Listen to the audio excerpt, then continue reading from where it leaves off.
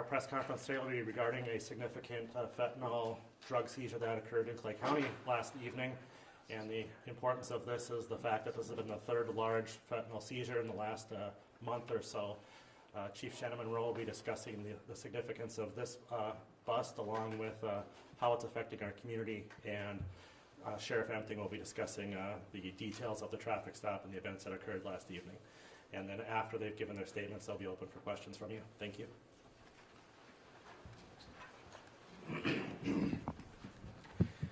Thank you for coming here today and covering some significant arrests that occurred early this morning. It's another case that highlights the importance of our working relationships across the law enforcement community in our metro area. This case began with Moorhead Police detectives working together with Clay County Sheriff's Office, the Minnesota State Patrol, Cass County Drug Task Force, and the Drug Enforcement Administration Fargo office. Detectives had obtained specific information showing the suspects were frequently traveling to the Minneapolis area to pick up shipments of narcotics. At about 2:05 a.m. this morning, two vehicles attempted to be stopped on I-94 in Clay County. Those vehicles fled, but later were stopped, and I'll have Sheriff Emting give you the details of that in just a minute.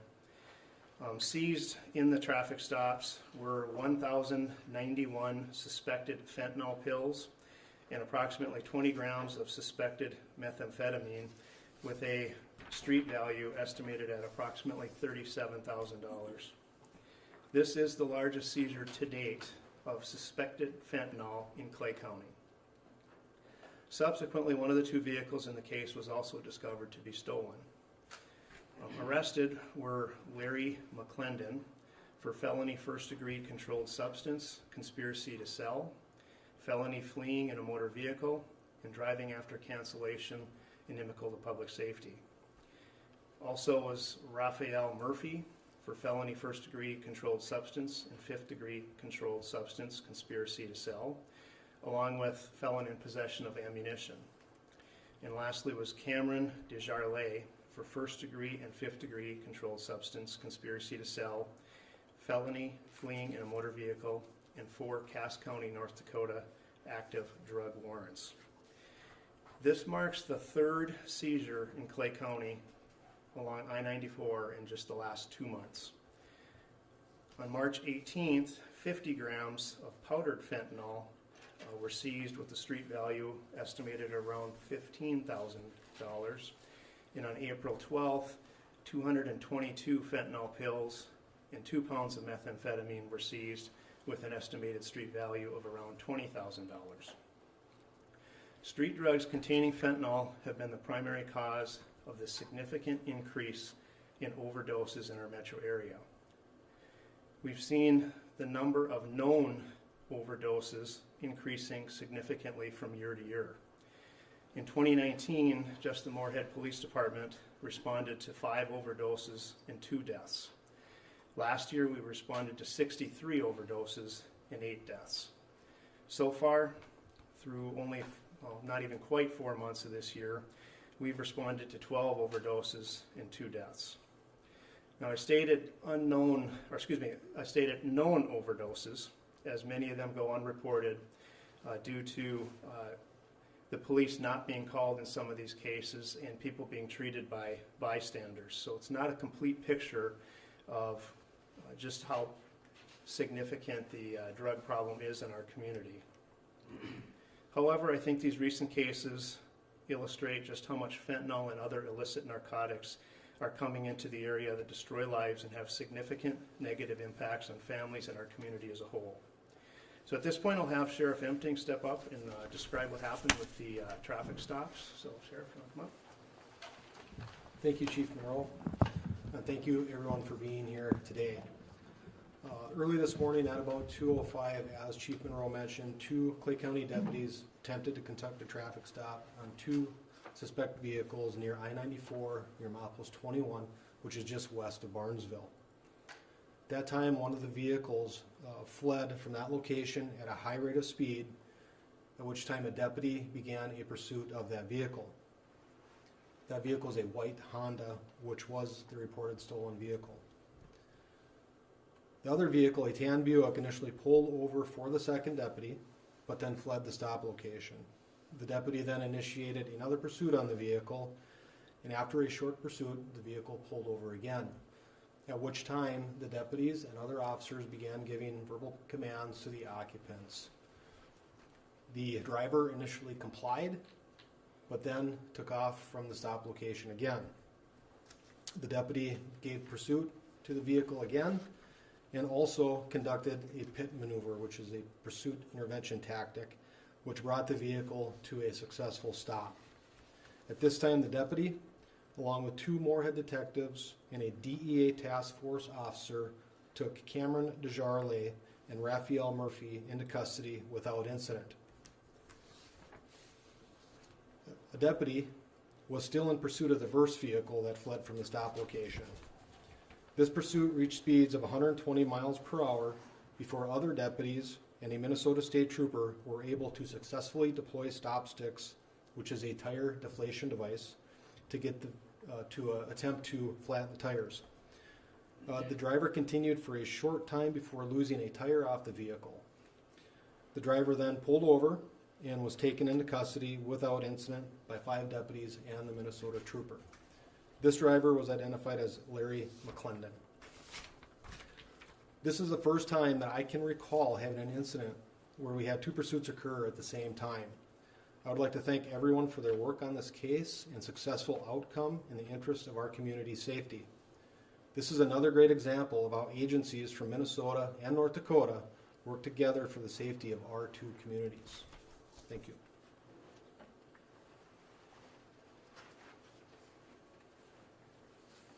Okay, if you have any questions for us, we'll answer what we can, but understand there is some portions of this that are still under investigation, so there may be some things we aren't able to answer at this time, but does anybody have any questions? Yes, sir. Where are they being held in custody at this time? The Clay County Correctional Facility across the road here. Are you guys seeing more issues with fentanyl? I know back in like 2014, 2015, we really saw an uptick in this area of fentanyl. Then it seemed like it kind of went quiet for a little bit. Now it seems like we're hearing more. We just saw that big bust at East Grand Forks earlier this week. Are you guys seeing a lot more fentanyl, and is there anything that you can do, the community can do, to help kind of bite this problem in the butt? We're seeing quite a bit more coming in here. A lot of it seems to be coming from the Minneapolis area. Really, we rely on our community members to, phone in, tip information. If you see something suspicious, call us, and we might already have something going on, and information that's provided might be helpful to those cases, or it might be something that we're not currently aware of. Our biggest fear with this is the level of lethality that comes with fentanyl. Not every single pill is coming with the same dose in it, and that's why people tend to make these errors and cause the overdoses, because one batch might be different than the next. So one of the positive things out of having Narcan out in the community is we've seen the deaths level off, currently at least, compared to just a few years ago when that stuff wasn't available. So the number of overdoses is going up, but the deaths are kind of plateauing. But still, you could have kids or other people get into it and have overdose situations, and it's just something we do not want to have in our community, obviously. Are we aware how much Narcan we've been distributing to help aid the stop of these overdoses? No, because we don't carry it. Sheriff, do you guys? We do not carry it either. The State Patrol does carry it, but a lot of it is stuff that's given out for free in the community, and we have no idea how much is being used. When the fentanyl problem first popped up, I think one of the ideas was people just didn't understand how inconsistent the drug was, and maybe they weren't aware of the danger. Do you think people are aware of the danger now, but they're still using it? Yes, and we do also find where they may think they're taking one kind of drug, and it turns out it's laced with fentanyl, and they weren't aware of that. And that's just part of those dangers of getting illicit narcotics that are coming from labs that come from other countries like China or Mexico. And it's not pharmaceutical things that have any kind of regulation to it, so it is very dangerous. When you have a seizure of this size, I mean, does it kind of paint a picture for you of maybe the type of demand for this in this area? And do you want to talk about that a little bit? With a seizure of this size, the thing to keep in mind is that that's only what we're catching. We have no clue how much is getting through. Our detectives would tell you, they're receiving information all the time from different sources in the amounts that are coming in, but it's when you finally get good information you can act on, and you can get onto a case like this. But in my time here, we've seen it move from cocaine to methamphetamine, and it kind of seems like when you get to slow one thing down, there's demand for the next thing, and then that's where the addictions go. So the demand is there for it, and it's concerning because people are trying to raise families in our community, and we want to try and keep this out of here as best we can. What's your message to those who are or wish to import drugs from the Twin Cities and other areas outside Fargo-Moorhead? I'll have a piece of that, in what I've covered here already, but, these guys are out there working on the highway and the interstate. I'd like to invite them to come up and talk about that. Yes, I'll let Captain Cheney refer to his agency, but our agency, we're going to be very active in the pursuit of drugs within Clay County. We will do whatever we can to ensure that these are not coming into our county. Our deputies are trained to ask the proper questions on traffic stops when they're making the stops on I-94 and things like that, to look for these types of indicators, or the type of indicators that would lead them to believe that somebody is carrying illegal narcotics in their vehicle. We also have our 2 canines within the sheriff's office that are trained to detect these types of illegal narcotics, and they will be used quite frequently as well. Let it be known to whomever is doing this type of business in our county, we will do whatever we can to ensure that you will not be in business for that long. We do not want this in our county. This is a dangerous drug. This is a drug that is taking the lives of people, and we definitely do not want it here. So we are hoping your business will be short-lived here, and you can take it elsewhere, because we don't want it here. Yeah, I'll just echo what the sheriff and both Chief Monroe said. Obviously, our agency being a statewide agency, we have troopers across the state working with these local agencies, and specifically in Greater Minnesota.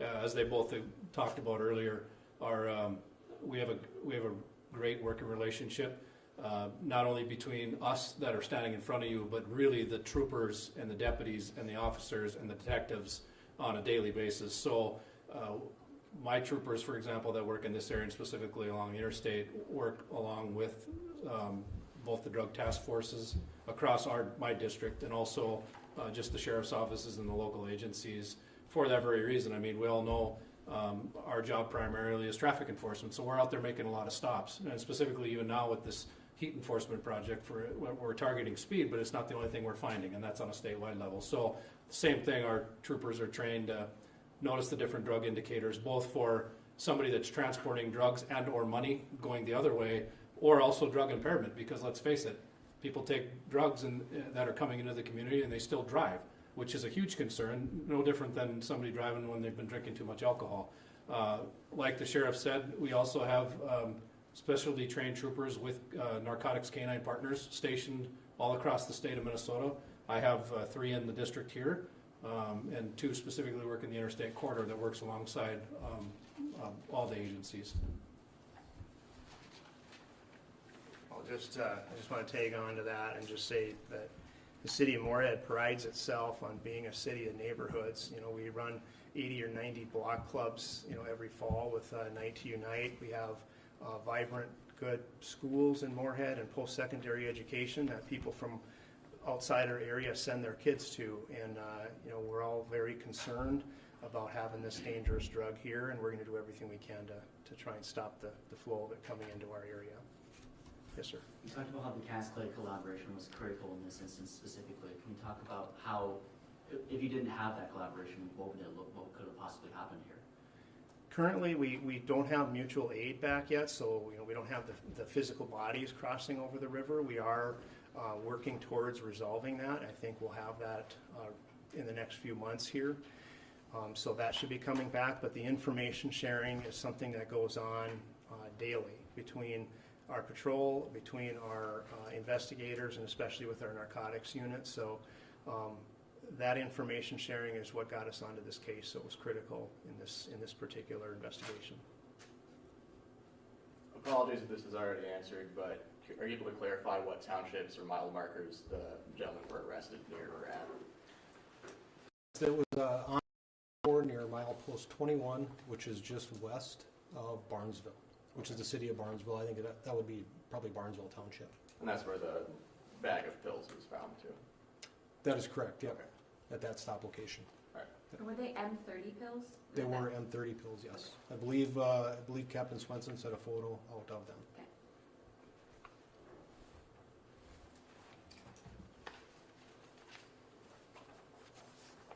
All right, if there isn't any questions, that'll conclude it, and if you wanted to talk to anybody afterwards, please feel free to do so. But again, thank you very much for the coverage on this important topic today, so we get information out to our residents. So thank you. Thank you.